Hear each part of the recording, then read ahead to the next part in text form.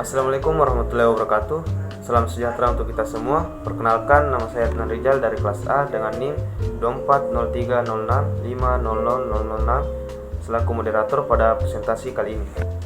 Pertama-tama, saya ucapkan terima kasih kepada Bapak Khairul Fadli Mukhtar Lutfi M, SPAM M Biomed, selaku dosen pengampu mata kuliah biomedik yang telah memberikan kesempatan pada kelompok kami untuk memaparkan hasil diskusi kami. Pada presentasi kali ini, kelompok kami membawakan materi yang berjudul ruang lingkup farmakologi, definisi obat, dan pengulangannya, serta beberapa terminologi dalam farmakologi. Sebelum masuk pada materi, saya akan memperkenalkan teman kelompok saya. Yang pertama ada Nur Afni Wajaya dari kelas A, Ulil Khalfia dari kelas A, kemudian ada Tia Amalia M dari kelas B, ada Mega Purnama dari kelas B, dan Andi Alia Rahmayanti F dari kelas B. Baik, selanjutnya kita masuk ke pemaparan materi. Maka dari itu, kepada pemateri saya persilahkan. Assalamualaikum warahmatullahi wabarakatuh. Perkenalkan, nama saya Tia Amalia M dengan NIM 2403065000025 selaku pemateri pertama dari kelompok kami. Apa sih definisi farmakologi? Kata farmakologi sendiri ini berasal dari bahasa Yunani, yaitu farmakon yang artinya obat serta logos yang artinya ilmu. Dan jadi definisi farmakologi ini yaitu interaksi antara obat dan tubuh untuk dapat menghasilkan efek terapi. Farmakologi ini adalah sebuah istilah yang merujuk pada suatu bidang ilmu tentang pengaruh senyawa pada sel hidup dengan melalui proses kimiawi. Nah, senyawa yang ditunjukkan di sini atau yang dimaksud di sini yaitu obat. Obat sendiri ini adalah tiap-tiap zat kimiawi yang bisa mempengaruhi sebuah proses hidup pada tingkat molekuler. Nah, di masa lalu ini, farmakologi ini mencakup semua bidang ilmu pengetahuan tentang sejarah, sumber, sifat-sifat fisik, kimiawi, komposisi, efek-efek kimia, efek-efek biokimia, dan juga fisiologi, mekanisme kerja, absorpsi, biotransformasi, ekskresi, penggunaan terapi, dan juga penggunaan lainnya dari obat. Tetapi beriring berkembangnya ilmu pengetahuan, beberapa bagian dari farmakologi ini disebut sebagai disiplin ilmu yang berdiri sendiri di dalam ruang lingkup yang lebih sempit. Nah, itulah paparan materi dari saya. Selanjutnya saya serahkan kepada materi berikutnya. Assalamualaikum warahmatullahi wabarakatuh. Saya atas nama Nur Afni Wajaya dengan NIM 24030650009. Di sini saya akan menjelaskan tentang ruang lingkup farmakologi. Dalam lingkup farmakologi terdapat beberapa istilah penting, yaitu pertama, farmakokinetik, yaitu ilmu yang mempelajari interaksi obat dengan organisme hidup untuk menghasilkan efek terapi. Farmakokinetika juga diartikan sebagai ilmu yang mempelajari interaksi obat dengan organisme hidup untuk menghasilkan efek terapi. Diartikan juga sebagai pengaruh organisme hidup terhadap obat.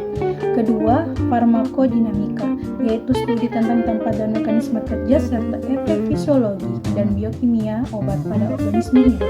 Juga diartikan sebagai pengaruh obat terhadap organisme hidup. Ketiga, farmakoterapi, yaitu merupakan cabang ilmu farmakologi yang mempelajari penggunaan obat untuk pencegahan dan penyembuhan penyakit. Jika obat berasal dari tanaman, maka terapi yang dilakukan berasal dari atau disebut sebagai fisioterapi. Keempat, farmakognosi, yaitu cabang ilmu farmakologi yang mempelajari sifat-sifat tumbuhan dan bahan lain yang merupakan sumber. Kelima, kerja atau efek, yaitu interaksi molekuler atau obat dengan suatu unsur respons pokok dalam tubuh atau hasil yang dapat diobservasi.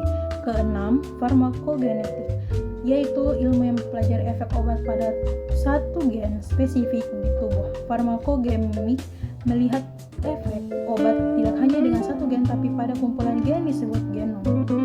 Dan yang ketujuh, farmakogenomik, yaitu ilmu yang mempelajari efek obat tidak hanya pada satu gen tapi pada kumpulan gen disebut genom. Dan yang kedelapan, terapi atau terapeutik, yaitu suatu usaha atau tindakan diambil dalam pengobatan penyakit. Perkenalkan, nama saya Andialia Rahmayati Rahmat dengan NIM 24030650237 akan menjelaskan materi tentang teknologi terkait konsep farmakologi. Farmakologi adalah cabang ilmu kedokteran yang mempelajari obat-obatan dan efeknya terhadap tubuh manusia. Berdasarkan uraian pengantar farmakologi di atas, berikut uraian terminologi penting yang perlu diketahui dalam memahami konsep dasar farmakologi. Atau Putudian Maharani Kornyanta et al. 2023. Pertama, dosis jumlah obat yang masuk ke dalam tubuh. Dua, dosis sedian atau dosage form, obat yang telah diformulasikan menjadi sedian tertentu atau padat, cair, padat, dan sebagainya. Tiga, konsentrasi jumlah obat yang beredar dalam susunan tubuh. Empat, nama obat yang nama berdasarkan struktur kimia. Lima, nama obat atau generik international non-proprietary name. Nama umum berdasarkan kelas atau mekanisme aksi obat yang diakui secara internasional. Assalamualaikum warahmatullahi wabarakatuh. Perkenalkan, nama saya Mega Purnama dengan NIM 24030650118. Di sini saya akan melanjutkan materi dari rekan saya sebelumnya, di mana saya akan membawakan materi dengan judul definisi obat. Obat adalah suatu produk yang terbuat dari paduan bahan-bahan tertentu yang sudah siap digunakan atau untuk mempengaruhi atau menyelidiki sistem fisiologi tubuh, baik dalam keadaan sehat maupun dalam keadaan sakit atau patologi. Obat digunakan untuk berbagai tujuan, seperti untuk mendiagnosis, mencegah, menyembuhkan, memulihkan, meningkatkan kesehatan, dan juga untuk kontrasepsi. Bentuk sediaan obat itu bisa berupa kapsul, tablet, sirup, krim, salep, dan lain sebagainya. Definisi obat sendiri adalah zat yang digunakan untuk mendiagnosis, mengurangi rasa sakit, serta mengobati atau mencegah penyakit pada manusia atau hewan.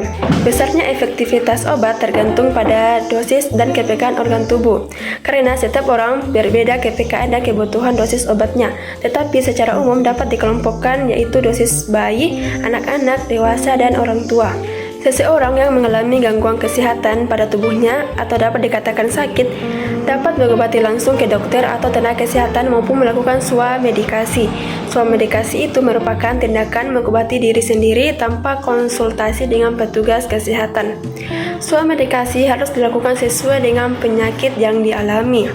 Pelaksanaannya harus memenuhi kriteria penggunaan obat yang rasional, antara lain ketepatan pemilihan obat, ketepatan dosis obat, tidak adanya efek samping, tidak adanya kontraindikasi, tidak adanya interaksi obat, dan tidak adanya polifarmasi. Ada pun macam-macam obat yang dikelompokkan berdasarkan kegunaannya, seperti yang pertama ada antihistamin.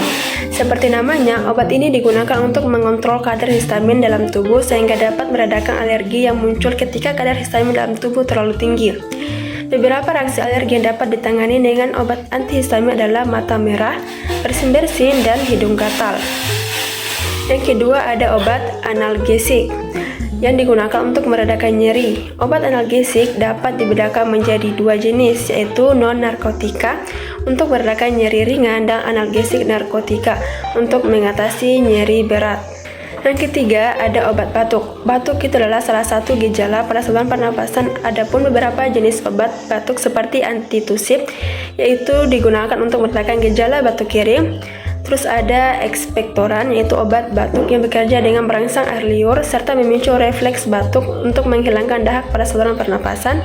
Dan yang terakhir ada mukolitik, yaitu obat pengencer dahak untuk memudahkan keluarnya dahak dari saluran pernapasan. Yang keempat ada antasida, obat yang meredakan gejala ma, jar, dispepsia, dan heartburn dengan cara menetralkan cairan asam lambung. Terus yang kelima ada antipiretik, adalah obat yang digunakan untuk mengobati demam. Selain itu juga dapat digunakan untuk meredakan nyeri yang disebabkan oleh sakit gigi, sakit kepala, radang sendi, cedera, dan lain-lain.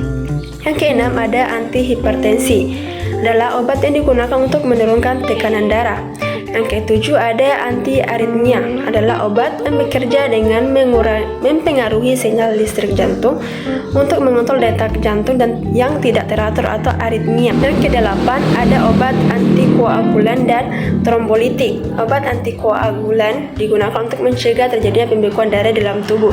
Di sisi lain, obat trombolitik dapat membantu melarutkan darah yang menggumpal. Yang kesembilan ada obat antibiotik yang digunakan pada penyakit akibat infeksi bakteri. Dan yang ke-10 ada obat anti jamur, digunakan untuk mengatasi infeksi jamur yang sering menyerang kulit, kuku, rambut, atau selaput lendir. Obat ini tersedia dalam bentuk salep, oral, injeksi, dan lainnya.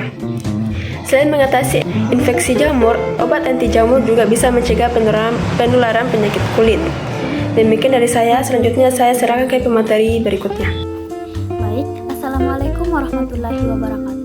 Perkenalkan, nama saya Ulil Halfiah dengan NIM 240306502011. Baik, di sini saya akan melanjutkan materi dari rekan saya, yaitu klasifikasi pengelompokan obat. Yang pertama, obat bebas. Obat bebas atau over the counter ditandai dengan logo bulat atau lingkaran hijau dengan garis tepi berwarna hitam. Obat ini dijual secara bebas dan dapat dibeli di warung, toko obat, serta apotik tanpa resep dokter. Contoh obat ini adalah paracetamol, ibuprofen, dan antasida.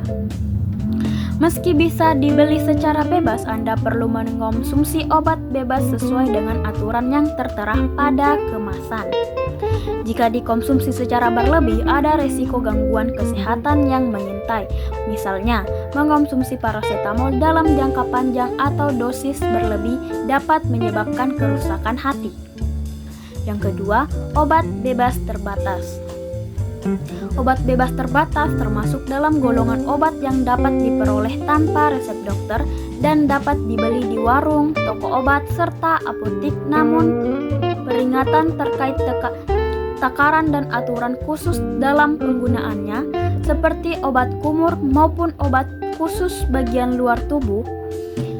Tanda dari obat tersebut adalah adanya logo bulat atau lingkaran biru bergaris tepi hitam. Yang ketiga, obat keras.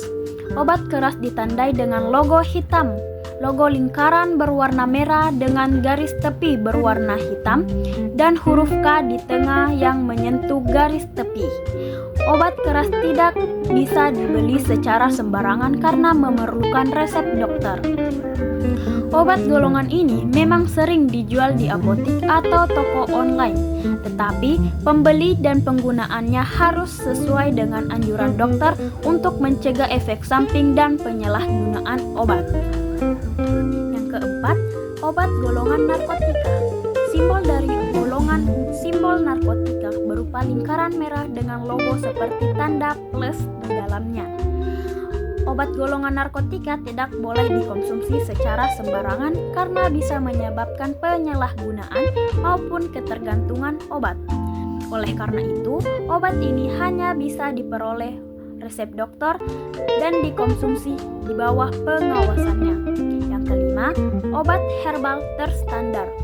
Obat herbal terstandar ditandai dengan simbol lingkaran kuning bergaris tepi H dengan 3 bintang hijau di dalamnya.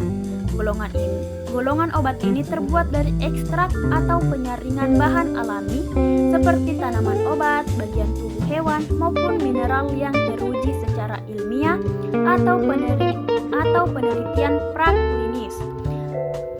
Selanjutnya saya serahkan kepada moderator. Baik, itulah tadi pemaparan materi dari teman kelompok saya. Kemudian saya akan membacakan kesimpulan dari materi kami, yaitu farmakologi adalah ilmu yang mempelajari obat dan interaksinya dengan sistem biologis. Istilah ini berasal dari bahasa Yunani, yang dimana farmakon berarti obat dan logos yang berarti ilmu. Secara umum, farmakologi mencakup berbagai aspek termasuk efek obat pada tubuh, mekanisme kerjanya, serta bagaimana obat tersebut dapat digunakan untuk diagnosis, pencegahan, dan pengobatan penyakit. Sedangkan obat adalah zat yang digunakan untuk mencegah, mendiagnosis, atau mengobati penyakit dan kondisi medis. Secara lebih luas, obat mencakup semua bahan yang dapat mempengaruhi fungsi biologis atau struktur tubuh. baik secara positif maupun negatif. Nah, itulah tadi pemaparan materi dari kelompok kami. Saya selaku moderator mewakili teman-teman kelompok saya mengucapkan maaf apabila ada kesalahan maupun kekurangan pada presentasi kami kali ini. Akhir kata, assalamualaikum warahmatullahi wabarakatuh.